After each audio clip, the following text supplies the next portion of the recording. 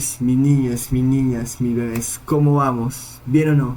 Brother, hoy en el canal estamos para otra vez. Como siempre, como ya es costumbre, vamos a reaccionar a nada más ni nada menos que con historias muy perturbadoras. Ey, cabe aclarar, pa'l bro, créditos pa'l bro, el canal estará en la descripción para que vayan. Y sin nada más que decir, continuemos con el video. Bueno, la guitarra va a estar muy dura.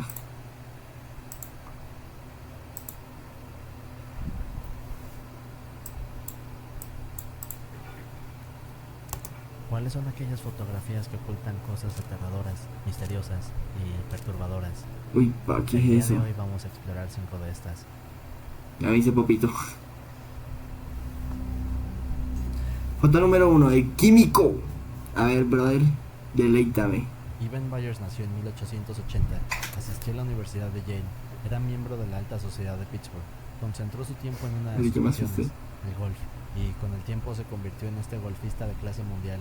Incluso llegó a ganar el torneo amateur de Estados Unidos de 1906, pero su éxito solo Ok. duró unos años, ya que en 1916 fue derrotado en ese mismo torneo. En Chaverga. cuanto fue derrotado, Evan detuvo su carrera en el golf. Después se convirtió en el presidente de la empresa siderúrgica de su padre, que era increíblemente exitosa, así que de la noche a la mañana pasó a ser un multimillonario. No Evan joda. ganaba todo este dinero para invertirlo de inmediato en propiedades de lujo a lo largo de todo el país. También compró varios establos para carreras de caballos en el Reino Unido y Estados Unidos. Llegó a tener un palco de lujo en el campo Forbes, hogar de los piratas de Pittsburgh. Pero además de poseer Ah, el todas piro estas se tapó cosas en plata. increíbles, Evan, a través de su papel como presidente de la compañía, comenzó a conectarse con personas muy poderosas e influyentes, como Claro. los fundadores y ejecutivos de la compañía Coca-Cola. No En otras joda. palabras, y como podemos darnos cuenta, a Iben no le faltaba absolutamente nada. Su ¿Nada? vida iba muy bien. Pero avancemos a 1927. En ese año Iben tenía 47 años. Un día comenzó a sentirse muy agotado y saturado de trabajo, por lo que decide tomarse un poco de tiempo libre. Se va a ver un partido de fútbol americano. Su idea era tomar un tren desde Pittsburgh hacia New Haven, Connecticut. Ok. Ahora, ese viaje duraría cerca de 12 horas, así Uy, que hijo al de ser un puta. trayecto largo, Iben compra un ticket en primera clase.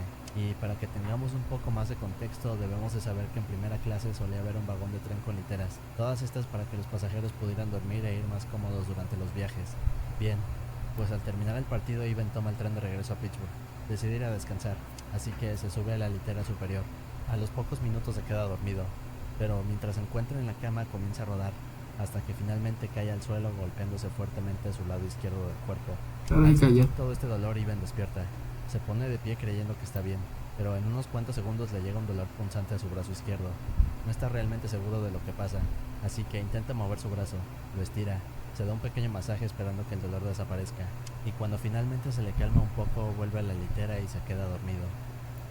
Varias horas después llega a la estación en Pittsburgh. En cuanto se despierta, de inmediato le regresa ese dolor punzante en el brazo izquierdo. Minutos después, Ivan se baja del tren y se va directo a casa para dejar su equipaje. Una vez que deja sus cosas, se dirige a que alguien lo revise porque el dolor se estaba volviendo insoportable. Así que poco tiempo después llega al consultorio del fisioterapeuta George Clinton. Aquí George comienza a examinar el hombro de Ivan. Rápidamente determina que no tiene daño estructural, pero Ivan sigue quejándose del dolor y le dice que se está volviendo peor. George entonces le recomienda un producto nuevo en el mercado. Le dice que es de lo mejor, pero él se...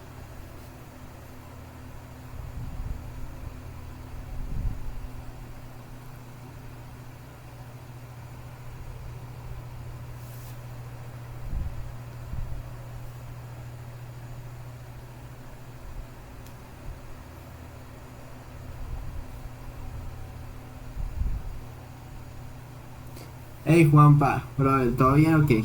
No, aquí estoy haciendo un video para el canal. Lo que estaba mirando unas cosas acá. extremadamente caro. Ivan no tenía ningún problema económico y tampoco le importaba gastar una gran cantidad de dinero, No, así pues que que le yo dice al tengo toda la fisioterapeuta que plata le del mundo. recomienda este Ja. producto. George entonces le recomienda este líquido llamado Radithor, usado para Revisor. aliviar los dolores y para dar un gran impulso de energía. Además de esto, también le escribe una receta, y poco tiempo después Ivan sale a la farmacia para comprar una botella de 15 mililitros de este líquido. Al llegar a casa, lo primero que Ivan hizo fue ir a la cocina, tomar una cuchara y beber apenas un poco de este tónico, tal y como decía la receta. Apenas hizo esto y comenzó a ¿Qué sentir más, mi una amor? gran ¿Qué más energía. hizo? En pocos minutos sintió como las punzadas de su brazo izquierdo iban disminuyendo. Todas las cosas que este tónico afirmaba poder hacer en verdad las hacía, y durante los próximos días Iben siguió tomando la misma cantidad prescrita. Cada día que pasaba se sentía mejor, no solo porque el dolor del brazo estaba desapareciendo, sino que en general se sentía más feliz y con más energía. Iben estaba complacido con el Raditor. Ok. Pensaba que era algo así como una cura milagrosa, así que para seguir sintiéndose bien comenzó a tomar más y más, pero llegó a tal punto que Iben consumía dosis más allá de lo que le habían recetado.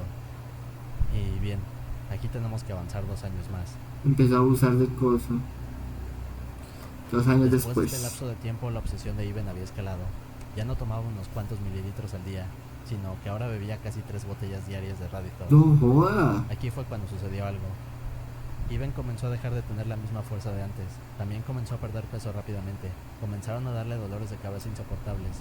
Y además de esto, se quejaba de dolores muy fuertes en su mandíbula inferior. Los médicos le diagnosticaron inflamación de los senos paranasales, pero poco tiempo después sus dientes comenzaron a caerse y también fueron apareciendo lesiones en su rostro. Uy. Los médicos seguían revisando a Iben. Únicamente le quitaron el Raditor, pero no podían hacer nada más, y en 1931 la parte inferior de su mandíbula se comenzó a aflojar, hasta el punto que quedó separada completamente de su cráneo. Ay, Los médicos no tuvieron otra opción más que removérsela quirúrgicamente, pero días después Iben comenzó a sentir lo mismo en la parte superior, así que los médicos tuvieron que quitarle completamente la mandíbula, dejándolo Uy, con este enorme hueco en la cara. marica. Podemos imaginar que Iben se sentía asustado y desesperado. No sabía qué hacer, ni cómo arreglar su cara, y en esta desesperación la única idea que tuvo fue volver a usar Raditor, pensando que esto lo ayudaría a recuperar su Qué mandíbula. mierda, weón. Y aquí es donde se pone peor. Después de haber consumido alrededor de 1400 botellas de Raditor durante un periodo de 3 años, el cuerpo de Iben finalmente comenzaba a deshacerse de adentro hacia afuera. Los médicos le tomaban algunas radiografías y las mandaban a varios radiólogos, hasta que finalmente pudieron confirmar que su estado de salud coincidía con el de un caso llamado las chicas de radio. Las chicas de radio. Bien, lo que sucedía en realidad es que este químico conocido como Raditor, el cual Iben consumía en dosis muy altas, en realidad estaba compuesto por pequeñas cantidades de radio, un elemento extremadamente radioactivo. Pero en palabras más simples, Iben sufría de envenenamiento radioactivo, así que su historia rápidamente se hizo muy popular. Estaba en todos los periódicos y noticias del mundo. Pocos días después de esto, Iben ya no podía levantarse de la cama.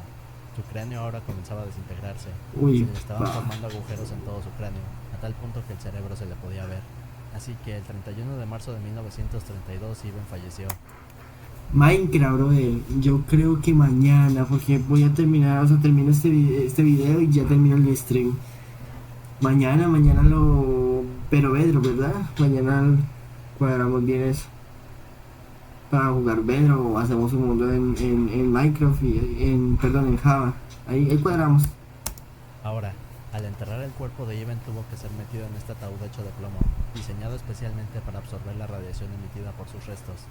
30 años después, en 1965, científicos exhumaron su esqueleto. Intentaban saber si aún seguía emitiendo radiación, y unos cuantos días después de hacer este estudio determinaron que los niveles de radiación eran exactamente los mismos que el día en que falleció. Actualmente se sabe que el radio tiene una vida media de 1600 años, lo que significa que el cuerpo de Iben seguirá siendo radiactivo durante siglos. Y aquí hay una de las últimas fotos de Iben, poco después de que su mandíbula le fuera removida y a pocos días de fallecer. Uy, qué pecado. O sea, esa foto era real, weón. Qué pecado, marica.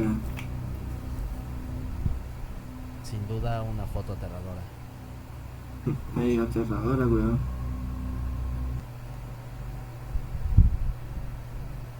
Foto 2, cámara. Dímelo, bebé. Dímelo. Charlie Newman era este hombre folclorista, es decir, alguien que viaja y estudia las costumbres, tradiciones, relatos y sucesos de los lugares a donde va. Bien, Charlie había viajado por el sur y suroeste de Estados Unidos durante los primeros años del siglo Mississippi. XX, recolectando cuentos e historias acerca de lo sobrenatural. Siempre le interesó el folclore de su país, y a lo largo de estos viajes había recolectado demasiadas historias y fotos. Entre 1920 y 1930, Charlie Newman había visitado una gran cantidad de pueblos, pero particularmente se interesó por Luisiana, este estado lleno de leyendas e historias interesantes. Luciana. Mientras Charlie se encontraba en uno de estos viajes, alguien le contó la leyenda sobre una granja extraña al noroeste de Oklahoma. El relato que le habían contado no era muy claro, Así que días después Charlie se despide de su esposa Ellie y viaja hasta el lugar para saber más acerca de este relato. Aquí se encontró con un campesino que no tardó en mencionar aquel relato perturbador. Este campesino le contaba la leyenda sobre una señora anciana que vivía en una casa abandonada y apartada de los demás en medio de un campo. Era una señora muy reservada, no solía hablar con nadie, incluso las personas le tenían miedo. El campesino no sabía cómo explicarle bien esto a Charlie, pero le decía que esta anciana acechaba los Marica, vivir, mira, son caballos, weón, pero vivir, a mí nunca me ha gustado vivir así, weón, o sea, en la finca, nada, nunca me ha gustado. campos, las llanuras y las granjas Marica, pensé que eran cuerpos, son campos de punta de paja. de ese lugar. No hablaba con nadie, pero en cuanto las personas se cruzaban por su camino, ella les susurraba cosas que no lograban entender. Además de esto, el Mira, estaba campesino también loca. le mencionaba a Charlie que la policía nunca iba a verla, y todos pensaban que esta realmente no era una anciana viviendo en una casa abandonada, sino algo más aterrador. Se decía que algo más siniestro se ocultaba debajo de esta apariencia de anciana. Quienes eran de este lugar mencionaban que esa mujer era en realidad un demonio, o quizás una bruja. Y un detalle muy importante que el campesino le menciona a Charlie fue que esta mujer siempre estaba acompañada por un enorme perro, un pastor alemán de un tamaño único y exagerado. Ok. Ahora, Charlie estaba intrigado. El campesino le decía a Charlie que la mujer era de baja estatura, que ocultaba su apariencia bajo una capucha. Chiquitica. Su perro era muy grande y musculoso, pero jamás se apartaba de su lado. Y las pocas personas que le habían visto directamente la cara describían que debajo de esa capucha habían visto un brillo intenso y penetrante en su mirada. Incluso describían sentirse amenazados e intimidados por esto. Una historia bastante interesante, ¿cierto? Quería saber más acerca de esta leyenda, y sobre todo confirmar que esto fuera verdad.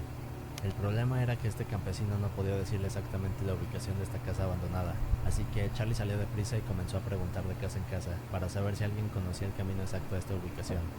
Tardó un poco, pero finalmente obtuvo instrucciones sobre cómo llegar. La casa estaba en un sitio muy alejado de la población. Debía pasar por un gran bosque y después atravesar una serie de granjas. Bueno, si puto tenía que atravesar todo el país. Así que Charlie se prepara, toma su cámara, sus objetos para el viaje y sigue todas estas instrucciones. Al llegar al bosque y cruzar por las granjas, mi siguió amor, caminando ¿qué por más? mucho tiempo. De hecho, pensaba que no encontraría nada ya que no se podía observar nada a la distancia, únicamente un gran campo que parecía no tener fin. Pero luego de seguir avanzando se dio cuenta Ay, que es que pillen esas hijueputas casas, weón, solas. que había una casa muy a lo lejos. Esta casa tenía un aspecto desgastado, era tal y como se la habían descrito. Charlie estaba feliz, así que preparó su cámara y todo lo necesario para entrevistar a esta anciana. Él no creía que esta mujer fuera mala, sino más bien pensaba que todo lo que se había dicho sobre ella eran simples leyendas y mentiras. Pero aquí ocurre algo extraño. ¿Qué Charlie pacho? jamás regresó de esta casa en medio de la nada. Nadie volvió a saber de él, y durante el siguiente par de años su esposa Ellie buscaba pistas sobre el paradero de Charlie. Desgraciadamente jamás pudieron encontrar algo que fuera útil, así que Ellie quedó devastada, y el caso de Charlie quedó como un misterio sin resolver. Pero avancemos 10 años. Qué gonorrea, marica. Después de tanto tiempo, Ellie había perdido la esperanza de encontrar a su esposo, hasta que un día un hombre toca la puerta de su casa. Al abrirla, el hombre saluda y menciona ser de Tulsa, Oklahoma. También le informa que es dueño de una tienda de empeño. Ellie no entiende muy bien lo que el hombre quiere decir, pero a los pocos segundos el hombre también menciona que apenas unos días atrás un vagabundo llegó a su tienda para empeñar esta cámara que traía en las manos. El hombre sigue explicando que La cámara del estaba vale. caminando por el campo cuando se encontró con la cámara en medio de la nada. Cuando el dueño de la tienda la tomó, se dio cuenta que debajo de ella venía escrito el nombre de Charlie Noonan, así que se dio a la labor de encontrar al dueño original, lo que lo traía hasta la puerta de la casa de Ellie. Finalmente el hombre entrega la cámara, se despide de Ellie y cierra la puerta. Ellie se sentía feliz. Este era el hallazgo más importante de su esposo en los últimos 10 años. Lo siguiente que pensó fue que tal vez una de las fotos en la cámara podría decirle más sobre el paradero de Charlie, así que tomó el rollo de la cámara que afortunadamente se encontraba intacto y corrió desesperada a revelarlo. Un par de horas después las fotos estaban listas. Ellie las toma y cuando ve la siguiente foto queda impactada.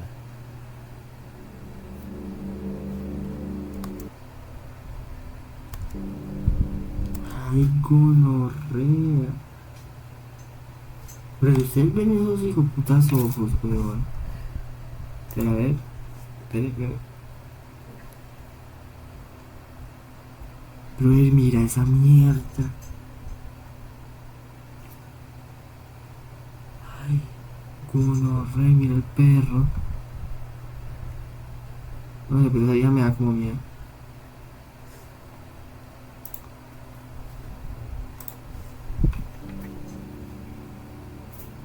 foto podemos ver a una anciana con un perro en medio de la nada. Podemos ver que el perro está en posición de ataque, pero si hacemos un acercamiento al rostro de aquella mujer podemos ver que tiene una expresión extraña y unos ojos brillantes aterradores.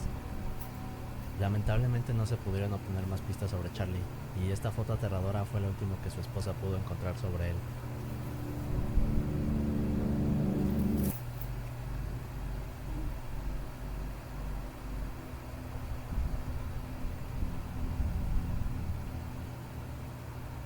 En 2014 una foto se sube al sitio de Imgur, y el autor, que lleva el nombre de Step Goldham, nos empieza a dar contexto de lo que vamos a ver.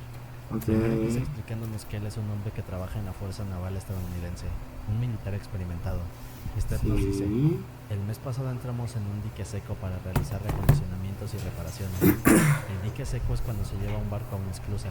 Se cierran las puertas y se bombea toda el agua, dejando el barco alto y seco en los bloques, lo que permite reparaciones, inspecciones, etc. de la parte inferior del casco. Junto a nosotros había una vieja fragata militar que estaba siendo desguazada. Ella había llegado unas 2 semanas antes que nosotros. Una vez que la fragata estuvo sobre los bloques y seca, toda la tripulación dejó a la chica vieja a su suerte. Una vista triste, pero así es como son estas cosas. Ok. Con este pequeño fragmento de texto podemos darnos cuenta que esta persona en realidad sabe detalles muy específicos sobre embarcaciones. Podríamos decir que es alguien en quien podemos confiar. Incluso nos comparte unas cuantas fotos de ese día, confirmando así que lo que está diciendo es verdad. En estas fotos podemos observar a aquella embarcación siendo desguazada. No hay nada fuera de lo normal, pero sigamos. Step continúa y nos dice: una vez que se retiraron todas las cosas delicadas, los trabajadores del muelle pudieron continuar. El capataz del muelle, John, subió primero a bordo con una cámara para tomar fotografías de las áreas de trabajo. El área donde se tomó esta fotografía estaba en un callejón transversal, en el interior de la nave. Andaba con una linterna y una cámara. Cuando iba a tomar una foto apagaba la linterna, dejándola en la oscuridad total. Disparaba, volvía a encender la linterna y seguía su camino. Ok. Pero poco después de compartir la foto, la publicación se vuelve viral en el sitio. Muchas personas no saben si esto es verdad. Hay algunas dudas y preguntas que le hacen a Step, y él pronto nos actualiza. Nos dice: mucha gente está mostrando serias dudas sobre la autenticidad de la imagen. Como he dicho, ¿pero qué es eso, marica? no significa esto porque yo no soy quien tomó la foto, me la enviaron. Bien, al parecer esta foto hace dudar a muchos. Step sale a defender su historia. Continuemos. Step dice: John tomó varias fotos y más tarde las envió a su jefe, pero al ver esta llamó a John de inmediato y le preguntó: ¿quién es el tipo con el hacha en el borde de la cámara? ¿Con hacha? No tenía idea, nunca vio a nadie. Bueno, eso es un hacha, es que no veo. En la imagen podemos ver a este hombre agachado y viendo directamente hacia la cámara. Sí. Su cara apenas puede distinguirse. Podemos ver que lleva una chaqueta y también un hacha en la mano. Step nos sigue dando información sobre la foto. Nos explica que al ser un barco militar tuvieron que llamar a la policía para realizar una inspección, pero después de un par de horas buscando no pudieron encontrar a esta persona de la foto. Además de todo esto, nos dice que para entrar y salir del barco únicamente había una manera. Incluso comenta que esta entrada-salida estaba vigilada por cámaras de seguridad y que era imposible que alguien pudiera escapar de este barco, ya que estaba suspendido a 25 metros del piso. Sin duda un gran misterio, pero aún hay más. Step comenta que cuando él contó la historia de la foto se veía nervioso y alterado. Ambos pensaban que quizás la persona en esta foto era alguno de los trabajadores. El problema es que ambos conocían a la perfección a los que trabajaban aquí y jamás pudieron hallar semejanzas con nadie. Step finalmente se despide y nos dice: esto me puso la piel de gallina. No hace falta decir que no subí a bordo para echar un vistazo. Si alguien es hábil con el retoque de imágenes, estaría muy interesado en ver qué se puede sacar de esto. Después de esto, Step desaparece del sitio. Pasan un par de días y finalmente regresa a la publicación para poner una actualización. Nos dice: una imagen limpia de la cara. Todo el crédito a mi compañero Redditor Magnus Robot. Gran trabajo.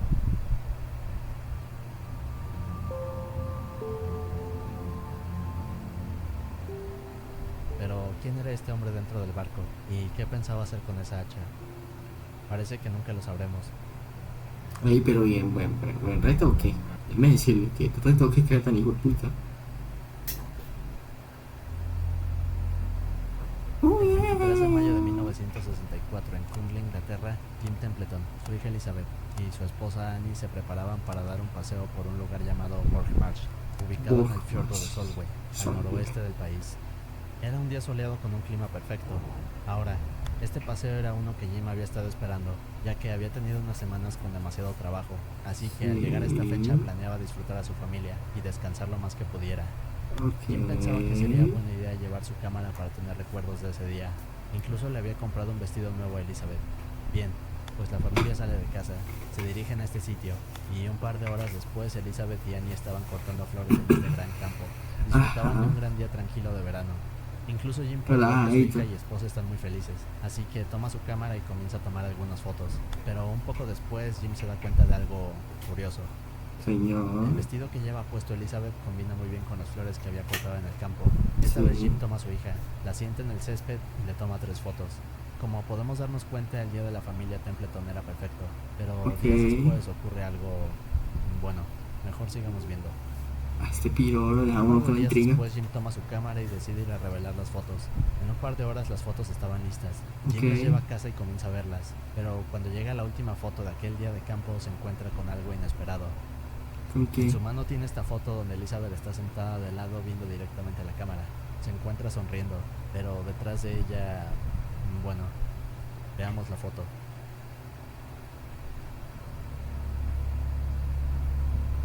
Ay, señor. Jim se da cuenta que hay una figura extraña parada justo detrás de su hija. En la foto podemos ver que trae una especie de traje blanco y lo que parece ser un casco o visor.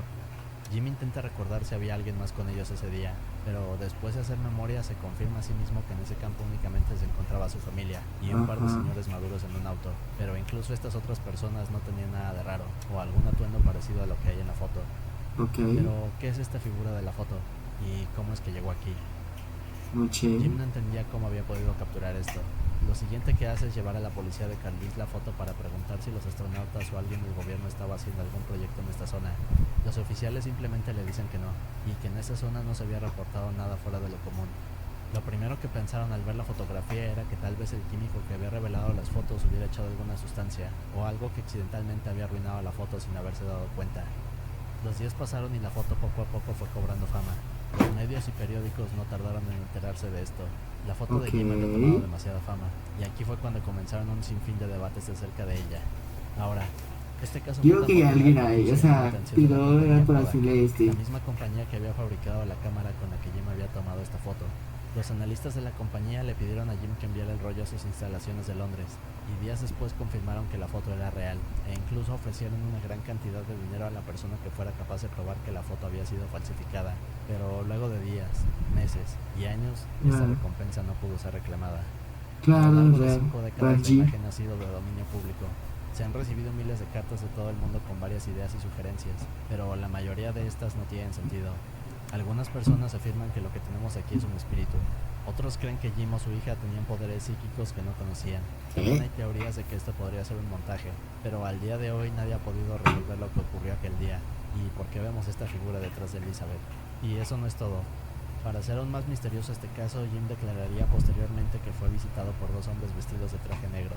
Estos Ajá. decían trabajar para el gobierno inglés, se negaron a mostrar su identificación y únicamente se identificaron como número 9 y número 11. Estos Ajá. supuestos hombres de negro querían conocer el lugar y las circunstancias donde se había tomado la foto, pero nunca más volvieron a visitar a Jim. Oh, muy creepy ya. Además de esto, Jim relató que por esa época un misil Blue Streak construido por la Real Fuerza Aérea Británica iba a ser lanzado en el Woomera Test Range, en el sur de Australia, pero había sido abortado de último momento, porque 2 figuras de hombres vistiendo una especie de traje espacial habían sido vistas en este sitio. Ok. Aún así, nada de esto confirma lo que realmente tenemos en esta foto, y a este caso se le conoce como el astronauta de Solway. El astronauta de Solway. No sé. Vladimir Komarov fue un astronauta soviético quien en 1967 estaba programado para orbitar la Tierra en el primer vuelo tripulado de una nave espacial soviética llamada Ajá. Soyuz. Komarov pilotearía esta misión solo, pero necesitaba tener una persona de reemplazo en caso de que no pudiera asistir a la misión.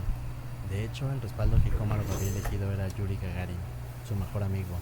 Ok. Ahora, esta misión era extremadamente importante para la Unión Soviética desde el punto de vista político. El éxito de la misión estaba en manos de Komarov, por lo que tenía la presión de la Unión Soviética encima. Esto hizo que tuviera que prepararse y practicar intensamente junto con Yuri. En otras palabras, ambos estaban haciendo todo lo posible para asegurarse de que la misión no fracasara, pero digamos que la falla en realidad no sería por ellos, sino más bien la nave espacial que se había construido. Bien, Ok. pues durante este periodo Yuri junto con decenas de ingenieros realizaron una inspección completa de la nave y se llevaron una gran sorpresa, ya que encontraron 203 problemas estructurales.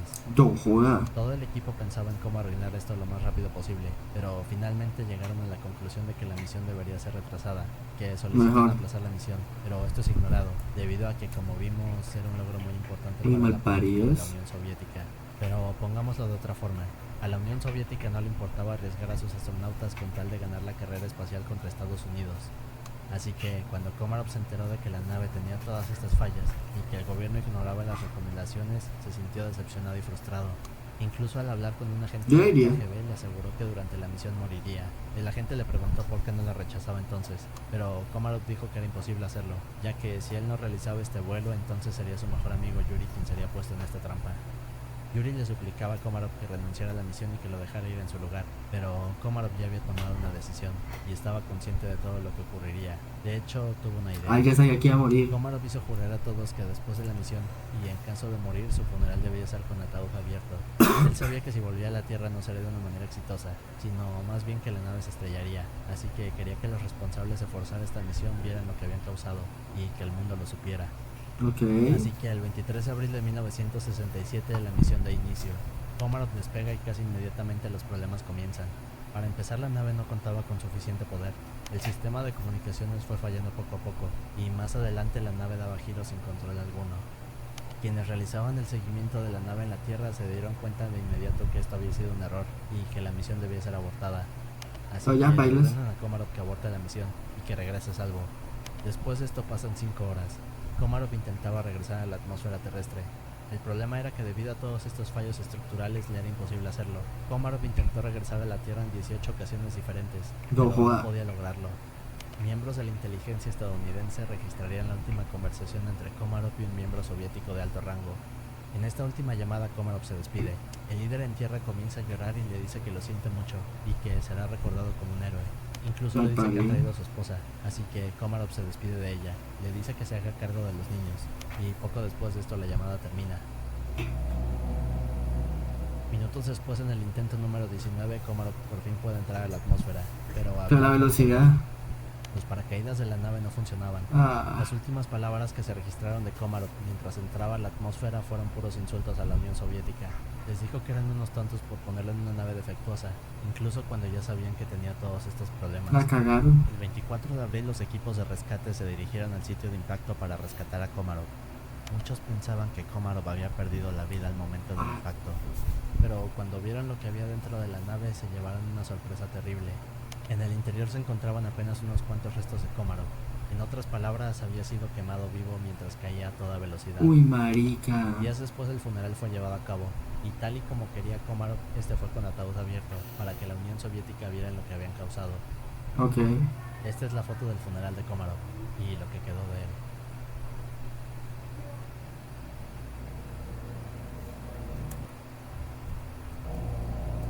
Si quieres ver más videos de horror, te recomiendo estos de aquí.